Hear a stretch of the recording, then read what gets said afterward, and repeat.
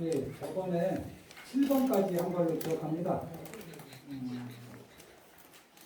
의문이 좀 풀리시는가요? 척척 쌓이는가? 자, 8번째 한번 읽어보겠습니다. 46쪽. 우리 중생들은 시작도 없는 아득한 옛날부터 한량없는 악업을 지어왔습니다. 금생에 다행히 사람 모습을 타고나긴 했지만 참다운 선지식을 만나지 못하였고, 그래서 또다시 죄악이란 죄악은 짓지 않는 게 없을 정도로 모든 죄업을 짓고 있습니다.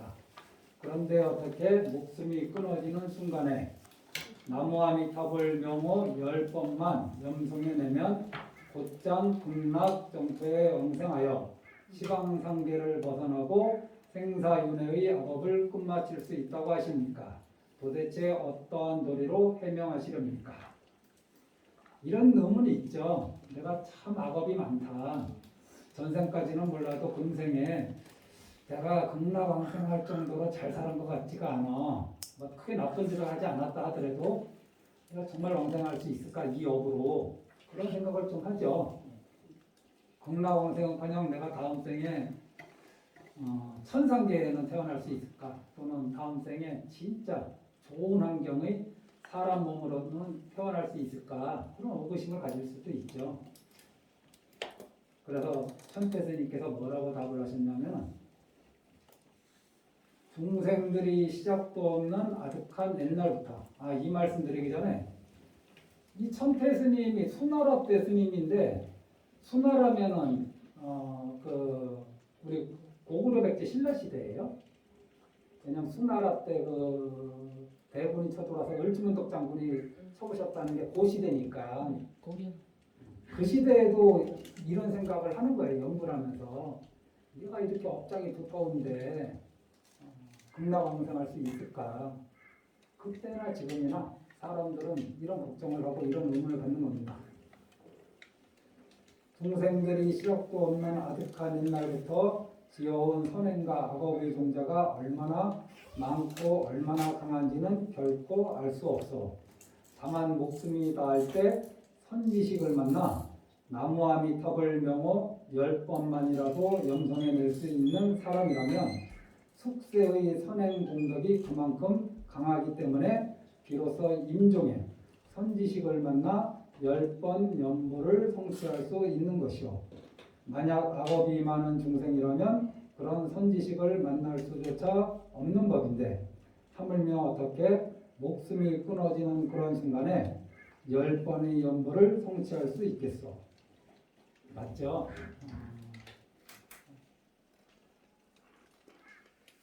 임종하실 때 편안하게 계시다가 임종하는 순간에 굉장히 괴상한 소리를 하면서 가시는 분도 있고, 또 좀 좋지 않은 업으로 살다가 마지막에 좋은 안내를 받아서 편안하게 가실 수도 있는 거 아닌가요? 좀 이따가 말씀드리겠지만은 다음 생을 결정하는 것, 그것은 마지막 1년이 가장 큰 영향력이 있습니다. 그 1년이 어떤 것이냐에 따라서 평생 잘 살았더라도 그 1년 속에 강한 분노가 섞여 있으면, 마지막 한 호흡 들겠다 한 호흡 내쉬지 못하는 그 마지막 그 한 찰나에 분노를 하고 있다면은 그 분노의 업이 제일 센 거 아닌가요? 마지막 1년이 그 다음 생의 첫 번째 1년이라고 생각하신다면은, 그래서 이게 마지막 1년이 그렇게 중요한 겁니다. 그래서 마지막 1년에 다른 생각 아무것도 안 하고 모든 업을 이겨내고 나무아미탑을 이걸 한다면 그 업이 1등업이 되는 거죠. 또 그대가 시작도 없는 아득한 옛날부터 지어온 악업만 아주 무겁게 생각하고 목숨이 닿을 때 나무아미탑을 염송 10번 해내는 공덕은 가벼이 여기는 모양인데, 이제 세 가지 도리로 비교해 본다면 악업과 공덕의 경중이라는 게 일정하게 정해지는 것도 아니고, 또 그런 시간의 길고 짧음이나 수량의 많고 적음에만 달린 것도 아님을 알 수 있어. 그 세 가지 도리가 무엇인가 하면 첫 번째는 마음에 달려 있고 두 번째는 연분에 달려 있으며 셋째는 의지, 결정, 여하에 달려 있어. 첫째, 마음에 달려 있다 하면 이렇소. 중생이 죄악을 지을 때는 허망하고 앞뒤가 뒤바뀐 번뇌망상으로 말미암지만 연보라는 것은 선지식으로부터 아미타 부처님의 진실하고 공덕 원만한 명호에 대해 설법을 들음으로써 비롯되어 이렇듯이 하나 그 제업은 허망하고 하나 그 연불 공덕은 진실하니 어떻게 둘을 서로 나란히 비교할 수 있겠어. 비유하자면 마치 만년 동안 캄캄했던 암실에 햇빛이 잠시만 비쳐들어도 암흑은 단박에 사라져버리는 것과 같소. 어찌 오래된 암흑이라고 해서 순간의 햇빛에 사라지지 않을 리가 있겠소. 만년 동안 햇볕이 한 번도 들지 않았다고 하는 곳에 햇볕을 비추면은 만년에 걸쳐서 이렇게 밝아지는 게 아니잖아요. 비록 그 어둠이 만년 동안 누적된 어둠이라 할지라도 밝아지는 것은 한 찰나입니다.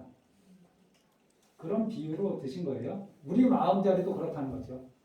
이 동굴을 우리 마음으로 보면은 많은 업에 짓눌려 살다가도 이 부처님의 이 말씀을 듣고 거기에서 바꿀 수 있다면은 이전에 쌓아온 그 업보다 이 새로 낸 이 마음이 훨씬 강력하다는 거죠. 둘째, 연분에 달려 있다면 이러하고 죄악을 지을 때는 허망하고 어둡고 어리석은 마음이 허망한 경계의 연분을 만나 분말이 뒤바뀌어 죄악을 짓게 되고 그러나 연분하는 마음은 부처님의 청정하고 진실하며 공덕 원만한 명호를 듣고서 더할 나위 없는 보리심을 연분으로 생겨나게 마련이요. 이처럼 하나는 거짓되고 하나는 진실하니 어떻게 둘을 서로 나란히 비교할 수 있겠소. 비유하자면 마치 어떤 사람이 독화살에 맞았는데 독이 극렬하고 화살이 깊이 박혀 근육을 손상시키면 물론 뼈까지 파괴되었으나 한 번 독약을 말끔히 사라지게 하는 신령스러운 북소리를 듣자마자 금세 화살이 저절로 뽑혀나오고 독기운도 스스로 풀려나는 것과 같소. 그런데 이 경우 화살이 좀 깊이 박히고 독이 극렬하다고 해서 어찌 안 빠지고 해도 안 될 리가 있겠어. 부처님 당시에 앙굴라마라라는 외도가 있었는데 참 순수한 사람입니다. 이 사람이 어떤 잘못된 외도의 가르침을 받아가지고 사람의 목숨을 뭐 100명을 이제 예를 들면 죽이면은 네가 모든 고통에서 벗어나리라. 그러니까 그 스승의 말을 믿은 거예요. 그래갖고 99명을 죽이고 이제 마지막 한 명으로 만난 분이 부처님입니다. 이 99명의 사람을 죽인 업이 얼마나 무거워요. 그러니까 요즘 같으면 연쇄살인마 이유 없이 자기의 목적을 위해서 신념을 위해서 죽이는 연쇄살인마. 그런데 부처님 말씀을 듣고 그 자리에서 그 지나온 과거에 대해서 참여하고 부처님 법을 받들어서 수행해가지고 아람가를 증득하시거든요. 이 사람이 과연 그 엄마 생각하면 그게 가능한 일이겠습니까? 여기 99명의 사람을 죽인 사람이 있나요? 단 한 명의 사람도 죽인 분이 없을 겁니다. 너무 자기 자신 억장 자책하지 말고 나는 안 돼. 이 업으로는 할 수 없어. 라고 생각하지 말고 마음을 좀 긍정적인 쪽으로 바꿔보시기 바랍니다. 셋째, 의지 결정에 달려있다 하면 또 이러하고 죄악을 지을 때는 해도 그만 안 해도 그만인 상황에서 이거 한번 해볼까 하는 이분의 해설이에요. 한가한 마음과 나중에 뉘우치고 속죄할 기회가 있겠지 하고 뒷날을 은근히 기대하는 마음이 을에 있기 마련이요. 하지만 연불할 때는 지금 당장 숨 넘어가면 생명이 끝날 판인데 그런 한가한 마음과 뒷날을 기대하는 마음이 도대체 있을 수 없어. 그래서 착한 마음으로 맹렬하고 예리하게 정신 바짝 차려 연불하게 되므로 곧장 극락정토에 왕생할 수 있다고. 비유하자면 10겹으로 묶은 밧줄은 선 사람도 끊을 수 없지만 어린애가 칼 한 번 휘두르면 순식간에 두 동강 나는 것과 같소. 또 1000년 동안 쌓아놓은 장작더미가 홍할 만한 불씨를 가지고도 짧은 시간에 죄다 타버리는 것과 같소. 그리고 반대로 말하자면 어떤 사람이 한평생 동안 10가지 선행을 꾸준히 닦아 마땅히 천상에 올라가야 할 인연인데 임종 때 한순간의 결정적인 삿된 생각을 품음으로써 곧장 아비지옥에 떨어지는 것도 이와 마찬가지이시라고. 악업이라는 게 허망한데도 불구하고 임종 때 한 생각이 맹렬하고 예리했던 까닭에 오히려 한평생 동안의 선행 공덕을 죄다 물리치고 지옥이라는 악도에 떨어지게 만든 것이요. 하물며 임종 때 맹렬하고 간절한 마음으로 연분한다면 한가한 생각 없는 진실한 마음의 선행 공덕은 오죽하겠소. 그러한 결연한 마음의 연불 공덕으로 시작도 없는 아득한 옛날부터 지어온 악업을 말끔히 물리치고 극락정토에 왕생할 수 없다면 이는 정말 말도 안 돼요. 만약에 앙굴라마라나 이렇게 악업을 좀 많이 지은 분이 아랑가를 얻잖아요. 이건 제가 금강경 강의하면서도 좀 그 이전에도 말씀드렸는데 아랑가 이상을 얻는다는 것은 뭐냐? 아랑가가 끝이지만 아랑가를 얻는다는 건 무엇이냐면 이제 더 이상 윤회 안 한다는 거거든요. 다시 태어나지 않는 겁니다. 무생입니다. 그러면은 아랑가를 얻기 전에 지어놓은 악업은 어찌 되는가? 인연법에 의해서 그 악업의 가보를 받아야 되잖아요. 그거를 요번 생에 다 받게 됩니다. 그래서 어떤 아라한들은 삶이 굉장히 고통스럽게 끝나는 분이 있어요. 그래서 현상계만 보면은 아이고 공부를 저렇게 열심히 하셨고 도인이라는데 왜 마지막 모습이 저럴까? 외관상 그렇게 보이지만 그분은 거기에 연연합니까? 연연하지 않습니까? 연연하지 않죠. 주위에서 보는 사람들만 한 생각 일으키는 거죠.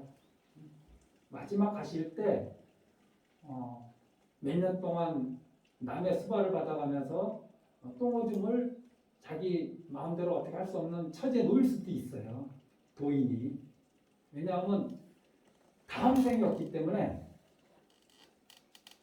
우리 불교로 얘기하면 다급생에 지어온 악업을 거기다 요번생 지어온 악업을 다 받아내야 되거든요. 요번생에. 대신 금강경의 말씀에 의하면은 이 사람이 선세제업으로 악도에 떨어져야 되지만은 이 금강경 말씀을 수지독송하는 인연으로 악도에 떨어지는 그 가보가 사라지고 남들의 비방을 받는 것으로 이렇게 상쇄된다. 이런 말씀도 있잖아요. 16분일 겁니다. 능정 업장분 이 마찬가지로 그분도 부처님 가르친 대로 건강 수행자가 돼서 열심히 하는데 남들한테 비방을 받는 거죠. 그것이 건강 수행자라서 비방을 받는 게 아니라 비방을 받는 것은 다른 원인이 있는 거예요. 그럼으로써 그 다른 원인이 사라지는 거죠. 이 나한가 이상을 얻으신 분들도 마찬가지입니다. 이번 생에 그거 받아내려면 얼마나 많이 힘들겠어요. 하지만은 우리가 볼 때는 힘들지만 당신은 하나도 안 힘들다. 이미 그런 거에 초탈하셨기 때문에. 그래서 여기 계신 불자님들도 꼭 어떤 어른 스님의 마지막 모습이 우리가 기대했던 거하고 좀 다르다 하더라도 거기에는 인연법이 있다. 어쩌면 그 스님이 가짜 큰 스님일 수도 있는 거고 어쩌면 진짜 큰 스님인데 이번 생에 다 받아내고 가시려고 하는 그런 것일 수도 있으니까 섣불리 스스로 그냥 지레진다고 판단해서 입으로 부업짓는 일이 없도록 그런 일은 얘기 안 하고 사는 게 제일 좋습니다. 좀 편하게 가셨으면 이런 마음만 가지면 되는 거죠. 큰 스님인 줄 알았더니 이제 일반 속임보다 못한 인종을 보고 실망이야. 이런 생각 가질 필요가 없는 거죠.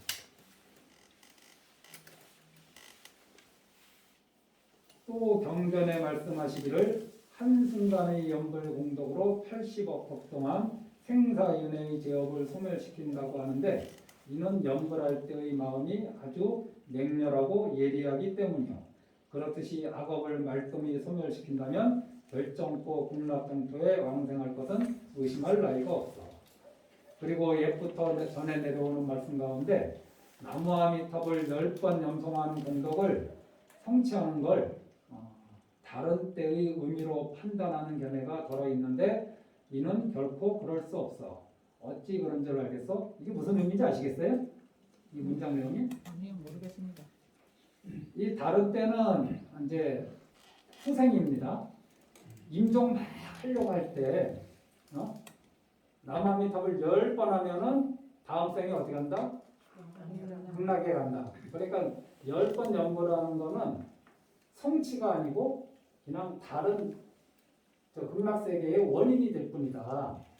이렇게 생각하는 분들이 있다는 거죠. 그럼 우리 생각도 보통 그러지 않나요? 죽을 때 10번 연보라면은 극락세계에 간다. 그러면 성취는 극락세계에 태어나는 게 성취지 요원생에 10번 연보라는 걸 성취라고 생각하는 사람 별로 없을 거 아니에요. 그런 의미입니다. 그게 이제 예컨대 성론에는 오직 발언만 하는 까닭에 수행이 전혀 없다는 말씀이 나온다고. 또 잡진론에는 만약 알라 국토에 왕생하기를 원하면 곧장 왕생할 수 있고 만약 티 없는 부처님 명호를 들으면 곧장 안욕따라 삼백삼보리를 얻을 수 있다고 하는 것은 모두 다른 때의 원인으로 전혀 수행이 없다고 하고 있어. 그렇지만 단지 발언하는 데 그치지 않고 임종의 순간에 뒤돌아볼 겨를도 없이 한가한 생각 없이 맹렬하고 예리하게 10번 연보라는 신념의 선행 공덕까지 다른 때의 의미로 해석한다면 얼마나 많은 사람을 오도하는 잘못 인도하는 커다란 잘못이 되겠어. 원컨대 연불 수행자 여러분께서는 이 이치를 깊이 생각하여 자기 마음을 굳게 다져가 결연히 행하고 다른 견해를 잘못 믿어 스스로 함정에 떨어지는 일이 결코 없기를 간절히 바라오. 이게 저번 시간에 말씀드렸는데 여기 계신 분들은 들으셨을 거고 유튜브를 듣는 분들 이제 몇 분 계시니까 그것도 들으셨겠지. 근데 저번 건 안 듣고 이제 이번 시간만 듣는 분도 있을 거예요. 인연법에 따라서. 제가 저번 시간에 마지막 임종시 그 업이 가장 강력한 업이 다음 생을 결정한다고 그랬잖아요. 가장 강력한 것이 먼저 끌려가게 돼 있거든요. 우리 마음이. 그래서 선업과 사람은 살면서 악업을 짓습니다. 오로지 선업만 짓는 사람이 있을 수 있을까? 마음속에 정말 일 작업이 없을까? 평범한 사람이 우리가 나쁜 놈이라고 하는 사람도 그 사람이 평생 나쁜 짓만 한 게 아니라 누구한테는 또 어디에가나 선한 일을 할 수 있어요. 그래서 선업도 짓고 악업도 짓는 게 우리 인간의 삶이라고 보면 돼요. 정부는 선업도 짓지 않고 악업도 짓지 않고 오로지 업만 소진해요. 자기가 지어놓은 악업을 계속 시간을 보내면서 소진만 하는 거예요. 사람은 자기 업을 소진도 하지만은 새로 짓기도 하잖아요. 그래서 내가 평생 지어온 또는 그러한 업이 선업이 있고 악업이 있는데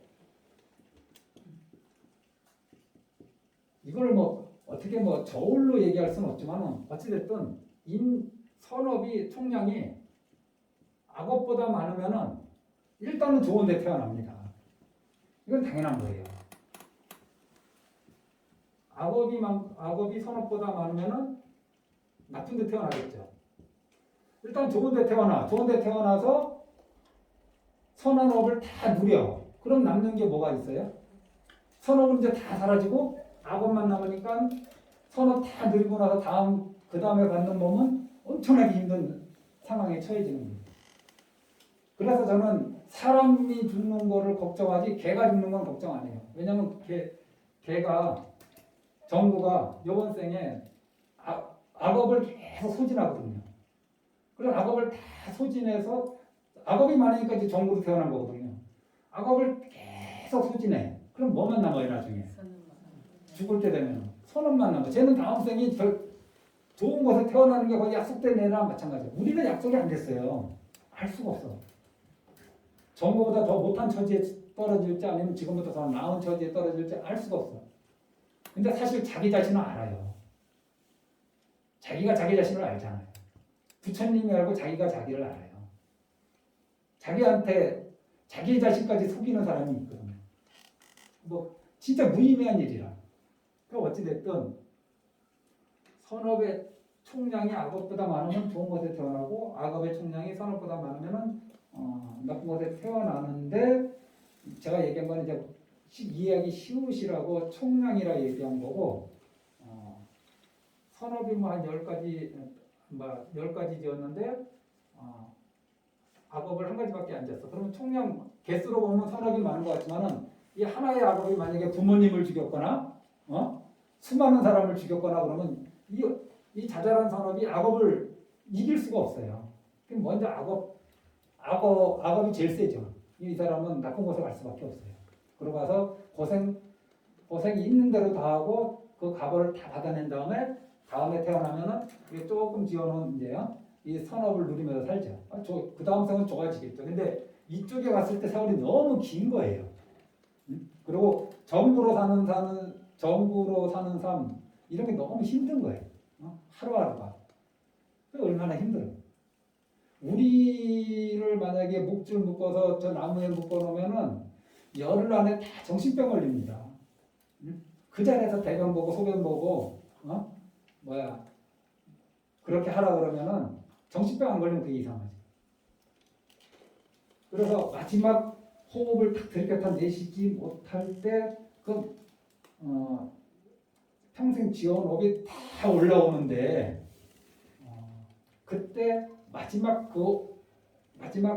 업이 다음 생을 결정한다고 보면 돼. 그 마지막 업이 사실 제일 강한 업이 올라오거든요. 아무 업이나 올라오는 게 아니라 자기가 지어놓은 업 중에 가장 강한 업이 올라오게 돼 있어요. 그럼 요거 말고 오로지 연불 수행자들한테만 얘기하는 게 있어요. 연불업이 있어요.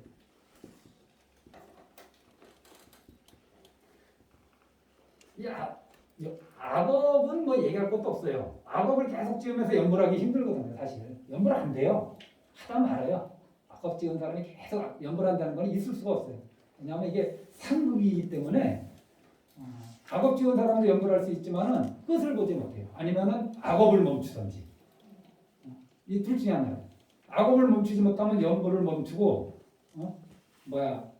악업을 멈추지 않으면 연불이 끝납니다. 연불을 계속하면 악업이 끝나는 거죠. 멈추게 되죠. 그래서 내가 가지고 있는 업 중에 이 연불업을 제일 센 업으로 만들면은 선업과 악업이 있는 법무중생이라도 연불업이 제일 세. 내가 가지고 있는 업 중에 연불업이 제일 세. 마지막 임종시에 가장 강력한 업이 연불업이야. 착한 일도 있고 나쁜 일도 있지만은 가장 강력한 업이 연불업이야. 그럼 어디 갑니까? 극락에 가는 겁니다. 연불업이 아주 왕성하면 상품에 태어나는 거고, 연불업이 중간쯤 되면 중품에 태어나는 거고, 연불업이 선업보다는 악업 말고 선업보다 연불업이 내가 지은 일체 모든 다른 업보다 많아야 돼요. 강력해. 이거는 많다가 아니라 강력하다는 거예요. 강력하면은 이 업이 마지막 한 찰나 한 호흡의 업이 된다면은 극락왕생을 하는데 제가 저번 시간에 비유를 드렸듯이 극락에 왕생하는 게 되게 어려울 것 같지만은 우리도 그런 거를 현실에서 좀 경험합니다. 도반한테 야야 내가 저기 어느 절에 가보니까 그 절 참 좋더라. 스님도 좋고 불자들도 좋고 기도하기 참 좋다. 고요하고 거기 한번 안 가볼래? 그래서 사람을 그쪽으로 인도하잖아요. 인도할 수 있잖아요. 그럼 한번 가보는 거지. 가서 보니까 참 좋아. 연불수행대도 마찬가지. 이런 선업도 짓고 악업도 지으면서 그 가운데에서 연불업을 계속 지었어요. 그래서 그게 어느 정도 다른 업보다 이 연불업이 더 세지면 이제 부처님이 얘기하신 거예요. 아직은 범불해도 야야 그 정도면 고생했다. 내가 저쪽에다가 연불하기 좋은, 연불하기 최적화된 도량을 하나 만들어 놨으니까 이제 내가 데려가 줄게. 너가 요만큼 왔으니까 나머지는 내가 데려가 줄게. 이렇게 해서 인도해 주시는 게 극락세계거든요. 무슨 극락세계가 뭐 어마어마하게 거창한 사람이 가는 곳이 아니라 연불업이 1등인 사람들이 가는 곳입니다. 번뇌를 다 끊어야지 가는 곳이 아니에요. 번뇌를 다 끊고 가게 된다면 상품 상생이 태어나겠죠. 번뇌를 다 끊지 못하고 가게 되면 하품 하생이 태어나겠죠. 하지만 제가 저번 시간에 약간 비유를 약간 잘못된 것 같은데 악어 가운데 가장 좋은 환경에 태어난 악어일지라도 정부보다 못할 거예요. 밀림 속에 사는 악어 가운데 정부를 비교하면 안 되지. 사람보다 못할 거예요. 사람보다. 사람 가운데 천상에 태어나는 천인이라고 그러잖아요. 신 가운데 가장 낮은 단계, 가장 신통력이 떨어지는 신일지라도 인간 세계에서 가장 부유한 사람보다 더 날 겁니다. 이 하프마생이라는 곳이 그런 곳이에요. 이 세상의 그 어떤 사바세계 그 어떤 곳보다도 이 하프마생이 더 뛰어나다는 거죠. 그래서 연불행자의 목표는 무엇이냐? 모든 번뇌를 끊고 왕생문화하겠다. 이거는 이제 최종 목표고 내 업 가운데 연불업을 가장 강한 업으로 만들겠다. 이게 우리 연불행자의 1차적인 목적입니다. 연불은 심, 원, 행 이렇게 연불 수행의 방법이거든요. 그리고 믿음, 발언, 실행. 그런데 여기에서 지금 뭐라 그랬냐면은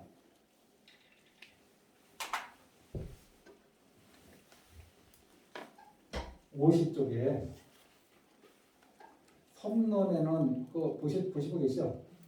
50쪽에 한 5째 줄 보면은 섭론에는 오직 발언만 하는 까닭에 수행이 전혀 없다. 잡집론에는 만약 안락국토에 왕생하기를 원하면 곧장 왕생할 수 있고 만약 티 없는 부처님 명호를 들으면 곧장 안욕따라 삼각삼보리를 얻을 수 있다. 어떤 사람이 막 인정하려고 그럴 때 얼마나 많은 우리가 업력에 끄달리다 그러잖아요. 사는 것도 업력에 끄달려 사는 건데 마지막 그 한옥에서는 이제 업력이 가장 강성할 때거든요. 업력에 끄달려가 아무 생각 없이 꿈속에서 이게 꿈인 줄 모르고 끄달려가듯이 지금 깨어나고 보면 왜 그랬을까 싶은 일들이 꿈속에서 벌어졌잖아요. 그런데 또 목력이라고 해야 되나? 꿈력에 끄달려가서 정신 못 차리는 거잖아요. 마찬가지로 이 업력에 끄달리면 그렇습니다. 요 업력이 가장 강성하게 팍 치고 올라올 때 그것이 모든 정신을 지배할 때 나는 극락에 왕생하고 싶다. 이렇게 발언만 하면은 왕생할 수 있다는 거예요. 수행은 없죠. 이 사람 수행 안 했어. 그냥 나는 극락에 왕생하고 싶다. 이런 발언이 마지막 일념이 된다면은 왕생할 수도 있다고 얘기하시는 거예요. 그게 오직 발언만 하는 까닭에 수행이 전혀 없다. 만약 안락국토에 왕생하기를 원하면 곧장 왕생할 수 있다. 또는 막 그렇게 의급한 상황에서 옆에서 누가 선지식이 나무아미타불 이렇게 했는데 그 얘기를 귀로 들었어. 그리고 그 듣는 업이 마지막 업이 되어버린 거예요. 나무아미타불 이것이 그럼 이 사람도 왕생할 수 있다. 그런데 이게 사실은 되게 힘든 일이에요. 왜냐하면은 여기 계신 분들이 만약에 지금 이 자리에서 전화가 왔는데 20억을 투자했는데 20억을 한 푼도 못 받게 다 날렸다는 전화를 지금 이 자리에서 받아봐요. 제가 그분한테 나무아미타불 그러면은 그 소리가 귀에 들어옵니까? 안 들어요. 자식이 지금 교통사고 당해서 죽었다는 소리를 들었어요. 그러면 모든 생각이 그거 하나로 딱 멍하고 다른 생각이 들었을 자리가 없잖아요. 그때 여기에서 나는 극락에 왕생하고 싶다는 생각을 할 수 있는 여력이 있냐는 거예요. 근데 이거보다 더 강력한 업이 그때 우리 정신을 지배하거든요. 임종할 때는. 살아있을 때도 이렇게 딴 생각할 수 없을 만큼 무엇인가 내 정신을 지배하는 일이 벌어지는데 임종할 때는 이거보다 수백 배 강력한 그것이 내 마음을 지배한다는 거죠. 그럴 때 극락에 왕생하고 싶다. 이것이 정말 불가능하지만은 또 그러니까 힘든 일이지만 불가능한 일은 아닙니다. 가만히 생각해 보면 다 내려놔 버리면은 그 순간에 내려놔 보면 할 수 있는 거죠. 그래서 수용은 없어요. 여기에는 수용은 없는데 왕생 나갈 수 있다. 이거는 정말 다른 때의 원인이 되는 거예요. 이게 이 부처님 명호를 듣거나 극락에 가고 싶다. 이 생각 오로지 이 생각 하나만 있다면 이거는 그 생각만으로 극락에 가는 원인이 되는 거죠. 그런데 마지막 연불수행이 이것들하고 똑같은 의미를 봐서는 안 된다고 천태스님이 얘기한 거예요. 지금 믿음이나 원력만 가지고도 극락에 갈 수 있다. 지금 그 얘기거든요. 이게 극락에 태어나고 싶다. 부처님 명호를 듣고 신심이 났어.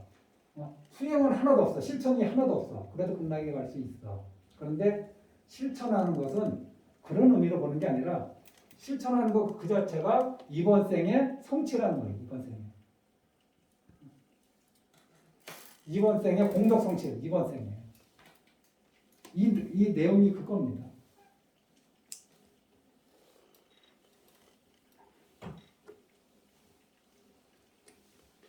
믿음에는 아미타부처님을 믿고 그 다음에 아미타부를 믿고 아미타부를 믿으면 이 가운데 딴 거는 잊어버려도 두 가지를 믿으셔야 돼요. 첫 번째는 48 서원, 48가지 서원, 부처님의 법장비호의 48가지 서원을 믿으셔야 돼요. 이거 안 믿으면 말짱 헛개비야. 그 다음에 극락국토가 실제로 있다라는 거. 극락국토가 실제로 있다라는 걸 믿는 거예요. 극락이 있겠어? 가상의 세계 아니야? 이렇게 생각하지 않고 실제로 있다고 믿는 거. 이게 믿음의 기본이에요. 원은 뭐냐? 왕생이죠. 왕생. 거기에 왕생하고 싶다. 왕생하리라. 행은 뭐냐? 칭명. 연불하는 칭명은 불을 칭 이름이잖아요. 이름을 부르는 거야. 나무아미타불을 부르는 거야. 불을 칭해서 호칭한다 그러잖아 우리가. 칭. 나무아미타불을 부르는 거죠. 그걸 칭명이라고. 칭명연불. 그래서 믿고 원하고 실천하면 누구나 갈 수 있어. 근데 실천 안 하고 여기까지만 하더라도 믿음과 원력만 가지고도 극락에 태어나긴 태어난다. 근데 쉽지만은 않아요. 이걸 해야지 좀 쉬워지지.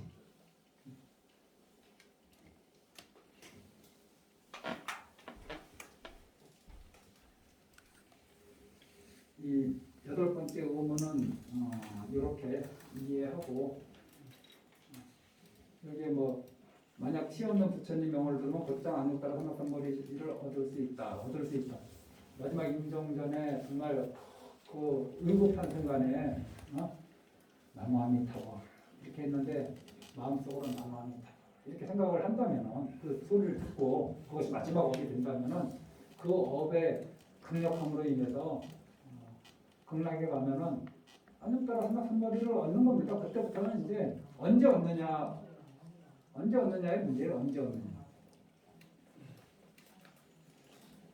9번째 음은 서광경터는 여기서 10만억 불국도나 떨어져 있다는데 열악한 중생이 어떻게 거기까지 갈 수 있습니까? 또 왕생론에는 여인과 신체 불구자와 성문 영각의 이승대중은 극락세계에 태어나지 않는다고 하는데 정말 이러한 가르침이 있다면 여인과 신체 불구자들은 결정코 극락 왕생할 수 없다는 말씀이 아닙니까? 답변. 이는 범부 중생의 유관과 생사관을 향해서 설하신 법문일 따르며 그러한 관점에서 서방경토는 여기서부터 10만억 불국도나 떨어져 있어. 그러나 정토왕생의 선업이 무르익은 중생에게는 임종 때 왕생하겠다고 결정된 마음이 바로 극락정토의 생명을 받는 마음이고 그 생각을 움직이면 곧바로 정토에 왕생하는 때가 된다고. 죽으면 하늘나라에 갈 수 있다고 믿는 사람들, 하늘나라는 또 얼마나 먼데 갈 수 있다고 믿는 거예요. 죽으면 지옥에 떨어진다고 생각하는 사람도 있잖아요. 지옥은 또 얼마나 먼데. 이건 거리하고 관계없어요. 거리하고 상관없는 겁니다. 여기서 뿅 죽으면은 저기서 뿅 나타나는 거예요. 업력에 여기서 사람으로 뿅 죽었는데 49일 안에 돼지 뱃속으로 들어가는 거죠. 들어갈 때 어떻게 들어가느냐? 그게 돼지 뱃속인 줄 알면은 안 들어가죠. 응? 그게 뱀 뱃속인 줄 알면 안 들어가죠. 누가 들어가겠어요? 근데 그게 그렇게 아름다워 보인대요. 엄청나게 막 시끌시끌하고, 막 재미있고, 막 동굴 같은 게 막 있고 아름답고 막 냇물이 흐르고 뭐 이렇게 아름다운 거야. 저기 들어가서 한번 살고 싶다 해서 쏙 들어갔더니 돼지 뱃속이야. 얼마나 시끌시끌해 그 안에. 자기 형제들도 많지. 응? 자기 눈에는 이제 그렇게 보이는 거예요. 그 어백. 그게 지저분한 돼지 뱃속인 줄 알면 들어가겠나? 절대 안 들어가죠. 그럼 절대 안 들어가면 이 돼지는 이 세계에서 멸종되죠. 아무도 돼지로 태어날 업을 짓지 않으면은 사람들이 아무리 돼지를 만들려고 해도 만들 수가 없는 거예요. 돼지로 태어날 업이 없는 중생들이로만 채워져 있다면 돼지는 멸종되는 겁니다. 그렇게 아름다워 보인대요. 그 세계가. 그래서 관무량수경에서는 아미타불 국토가 여기서 멀리 떨어져 있지 않다고 말씀하셨고 또 엄력이란 불가사의하여 한 생각에 곧장 그곳에 왕생할 수 있으니 멀다고 걱정할 필요가 없다고 말씀하셨어. 또 비유하자면 사람이 꿈을 꿀 때 몸은 비록 침대 위에 있지만 마음의식은 평상시와 다름없이 다른 모든 세계에 두루 돌아다니는 것과 같소. 극락정토의 왕생함도 또한 이와 같아서 생각이 움직임과 동시에 곧장 이룰 수 있으니 이는 전혀 의심할 필요가 없어. 그리고 여인과 신체 불구자 및 성문 영각의 이승대중은 극락에 생겨나지 않는다고 하신 것은 단지 극락국토에 생겨나는 대중 가운데는 여인도 없고 장님, 벙어리, 기머거리 따위도 없다는 뜻이지 이곳 사바세계의 여인이나 신체 불구자가 극락세계에 왕생할 수 없다는 뜻이 아니라고. 만약 그렇게 말하는 자가 있다면 이는 경전의 의미를 전혀 모르는 어리석은 바보일 것이오. 예컨대 위제의 부인 같은 분은 극락정토에 왕생하기를 원하여 부처님께 설법을 청한 주인공이고 또 500시녀들도 모두 극락국토에 왕생할 수 있다고 부처님께서 수기를 내리시지 않았어. 다만 이곳 사바세계의 여인과 장님, 벙어리, 기머거리 등도 마음으로 아미타불을 염원하면 모두 극락국토에 왕생하여 다시는 여인이나 신체 불구의 몸을 갖지 않는다는 뜻이요. 또 성문 영각의 이승대중도 단지 마음을 돌이켜 정토 왕생을 발언하면 그곳에 이르러서는 더 이상 성문이나 영각의 이승에 집착하는 마음이 없게 된다오. 이러한 까닭에 여인과 신체 불구 및 이승대중은 극락국토에 생겨나지 않는다고 말씀하신 것이요. 이곳 사바세계의 여인이나 신체 불구자가 극락왕생할 수 없다고 말씀하신 게 결코 아니요. 그래서 무량수경의 48원 가운데 이렇게 말씀하셨어. 가령 내가 부처가 되어 시방세계의 모든 여인이 나의 명호를 부르면서 여인 몸으로 태어난 걸 싫어하는데도 그 여인이 목숨이 다한 뒤 다시 여인 몸을 받는다면 나는 결코 올바른 깨달음을 이루지 않겠나이다. 하물며 그 부처님 나라에 왕생하는데도 다른 여인 몸이나 신체 불구로 태어난다면 더 말할 나이가 있겠어. 이건 제가 저번 시간에 한번 말씀드렸죠. 이거 말씀드리기 전에 이런 말씀드렸어요. 이제 불교에 심취하지 않은 분이 어떤 불교의 이치를 잘 이해하지 못하는 분이 간세음보살님은 여성일 것 같다. 그리고 지장보살님은 남성일 것 같다. 이렇게 많이 생각을 한다는 거죠. 석가모니 부처님은 남성? 나반존자님은요? 남성. 이렇게 생각을 한다는 거죠. 그런데 이분들은 여성도 아니고 남성도 아닙니다. 중성도 아니에요. 이런 분들 뭐라 그러냐면 무성이라고 해요. 무성. 남자니 여자니 하는 이런 한계가 없는 분을 무성이라고 해요. 그래서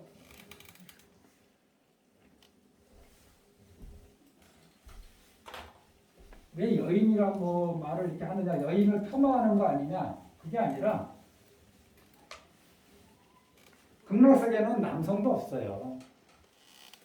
여성이니 남성이니 하는 그런 게 없다는 거예요.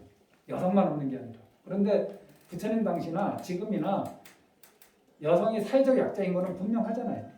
그래서 사회적 약자 또는 좀 사회적 고충자로 이제 좀 이렇게 몸이 불편한 사람, 여성을 이제 대표로 이렇게 거론한 거지, 여성을 비하하지는 않습니다. 3개가 무색계, 색계, 욕계 이렇게 있는데, 욕계 안에 천성이 있고, 그 다음에 아수라, 인간, 축생, 아기, 또 지옥 이렇게 있죠. 천상에도 6개의 하늘이 있죠. 그래서 6개, 6개의 하늘이라고 해서 유격천이라고 해요. 우리는 이제 여기 인간계에 살고 있는데 이 욕이 무엇이냐? 이걸 먼저 잘 개념을 정립해 놓으셔야 돼요. 욕은 첫 번째가 성욕입니다. 성욕은 남녀가 구별되어 있다는 뜻이에요. 그래서 천상에도 선녀가 있는 거 아니에요. 우리가 그냥 이렇게 얘기만 들어도 선녀와 선남이 있는 거예요. 천상계에 천녀와 천남이. 우리 인간계에서는 분명히 남녀가 있죠. 축생계에도 있죠. 그러면 아기계나 지옥계는 없을까? 욕계는 욕계에는 첫 번째 작동하는 그 시스템 원리가 성욕이기 때문에 남녀의 구별이 있는 거예요. 남녀의 구별이 있음으로써 거기서 사실 엄청난 즐거움도 생길지 모르지만은 엄청난 수행의 장애가 생기기도 합니다. 여기 계신 분들이 신심은 좋은데 성욕의 그 가보로 애들을 가졌잖아. 그 애들로 인해서 사실을 수행에 얼마나 큰 장애가 있는지 여기 계신 분들은 느끼실 거예요. 애들이 바로 내 수행의 가장 큰 장애야. 가장 큰 행복이면서도. 그리고 이 욕 중에 또 하나가 뭐냐 하면은 우리가 흔히 그냥 그 다음부터는 좀 다른 얘기인데 뭐 재물욕이니, 명예욕이니 이런 욕자 들어가는 건 전부 다 욕계에서 작동하는 원리예요. 색계만 가도 그런데 명예욕이니 뭐 수면욕이니 뭐 우리가 오욕락이라 하잖아. 이런 거 없어요. 이런 걸 늘 즐기려 하잖아. 여기는 선정의 세계이기 때문에 이 욕계에 있는 중생들만 오로지 욕에 관심이 있단 말이에요. 그게 그냥 우리 업의 시스템이야. 지금 욕이 뭐냐? 욕의 대상이 뭐냐? 내 몸 바깥에 있는 것들이에요. 이게 특징이에요. 내 몸 바깥에 있는 것들에 대해서 욕구하는 거예요. 자식에 대해서 욕구, 남편에 대해서 욕구, 아내에 대해서 욕구, 돈에 대해서 욕구, 남들한테 칭찬 듣고 싶은 욕구, 남들한테 비방받고 싶지 않은 욕구, 다 내 몸 바깥에 있는 것들이에요. 좋은 집에 살고 싶은 욕구, 좋은 차 타고 싶은 욕구, 좋은 직장 다니고 싶은 욕구, 전부 다. 그러다가 몸이 아파지면 그때부터 그런 거 다 필요 없어. 드디어 이제 몸으로 돌아오는 자기 몸이 아파요. 그전에는 자기 몸에 대해서 별 욕구가 별로 없어요. 특별한 사람 몇 명을 제외하고 매일 이거 해야지 만족하는 사람, 이 사람 제외하고는 자기 몸에 대해서 굉장한 욕구를 표현하고 살지 않아요. 몸이 건강하니까. 몸이 아파봐야지 재물이고 뭐 와이프, 애들 다 필요 없어. 내 몸 건강한 게 최고야. 여기에 이제 하나 딱 꽂히는 거죠. 어찌됐든 이 욕의 대상은 주로 내 몸 바깥에 있는 거예요. 99.9%.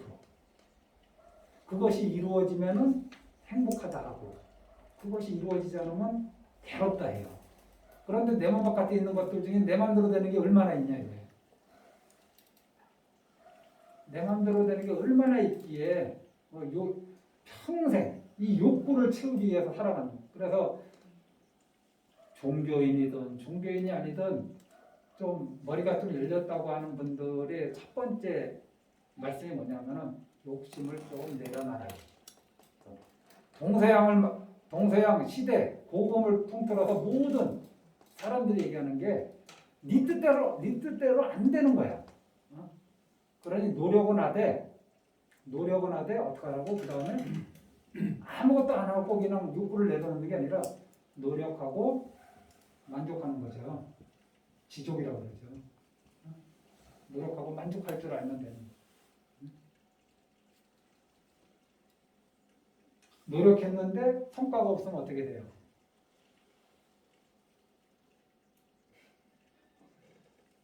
치솟지요. 치솟거나 가라앉죠. 치솟는 건 분노가 생기는 거, 가라앉는 거는 침울해지는 거죠. 그런데 이게 전부 다 어디에서 나오는 거야? 내 몸 바깥에 있는 거야. 우리 보살님 한 번씩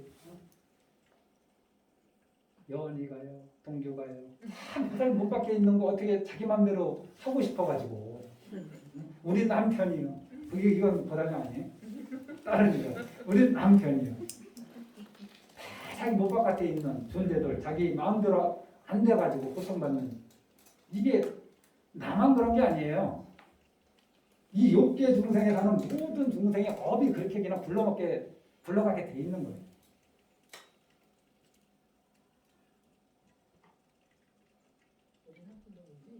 네? 보살님 남편도 욕계 중생이라요. 어? 보살님한테 바라는 게 엄청 많을 거예요. 어? 맞아요. 보살님 아들, 딸도 보살님한테 바라는 게 엄청 많을 거예요. 왜냐하면 그 방향으로 마음이 쓰이게 우리는 업이 작동하거든요. 내가 무엇을 해줄게라는 그 업보다 바라는 업이 더 크게 작동합니다. 이거는 그래서 그거를 의도적으로 단속하고 절제하지 않는 한 업에 끄달려 살 수밖에 없어요. 그래서 수행의 첫 번째가 뭐예요? 단속 절제 아닌가요? 단속하고 절제해야 된다. 왜냐하면 하지 않으면 그냥 끄달려 가는 거니까. 세상이 그렇게 굴러 먹었으니까. 내가 사는 이 업이 그렇게 그런 업만 가진 사람들끼리 모여 살기 때문에 나라도 단속 안 하고 나라도 절제 안 하면은 이게 사단이 생기는 거예요. 그래서 남 자꾸 보면 거기서 남을 자꾸 볼 때마다 불행만 더 커져요. 자기를 보라고 얘기하는 게 그 때문, 이것 때문이다. 뭐 얘기하려고 내가 지금 여기까지 그러는데 여성 남성. 여성 남성 무서워. 여기에서 여인이고 불구자지만은 연부를 열심히 해서 극락에 태어나는 순간에 여인의 몸으로 극락 가는 거고 쩔뚝거리면서 극락 가는 거 아니에요. 여기에서 악업을 짓잖아요. 사람 몸으로 개로 태어나는 거 아니잖아요. 사람 몸은 다 버리고 딱 그 업에 맞는 개로 태어나는 거잖아. 개 마음으로 태어나는 것도 아니에요. 그러니까 사람의 마음으로 개 몸을 갖는 것도 아니라고. 여기서 딱 죽으면은 이제 이 업이 결국 가고자 하는 그 방향으로 모든 게 다 탈바꿈되거든요. 몸뚱아리도 탈바꿈되고 식도 탈바꿈되고. 그래서 딱 개로 태어나는 순간 개로 딱 체력화돼. 개로 살아가게. 여기서 딱 이렇게 살다가 극락에 태어나잖아요. 그러면 이런 모습으로 우리가 거기 태어난다고 생각하시면 안 돼요. 이런 모습으로 가지 않아요. 이 모습으로 극락세계에서 여기 우리가 극락에 다 나중에 순차적으로 가잖아요. 이 모습을 기억해서 나를 찾으려고 그러면 나를 여기에서는 극락에 못 왔나 보다. 지금 이 모습으로 머리 희끗한 모습으로 극락에 가서 연하대에 앉아 계시겠어요? 그때는 전혀 다른 상태가 된다는 거죠. 그래서 불구자니 여자니 남자니 그래 거긴 그런 남자만 사는 곳이 남자도 없어요. 남자니 여자니 하는 구별이 없어요. 왜냐하면 이 3계를 벗어난 세계이기 때문에 이 남녀라는 그 구별 자체가 끊어진 자리이기 때문에 여인이 없다는 말을 하는 거예요. 그럼 그 한마디로 다른 것까지 다 퉁쳐서 그날에 가면 이렇게 좋은 겁니다.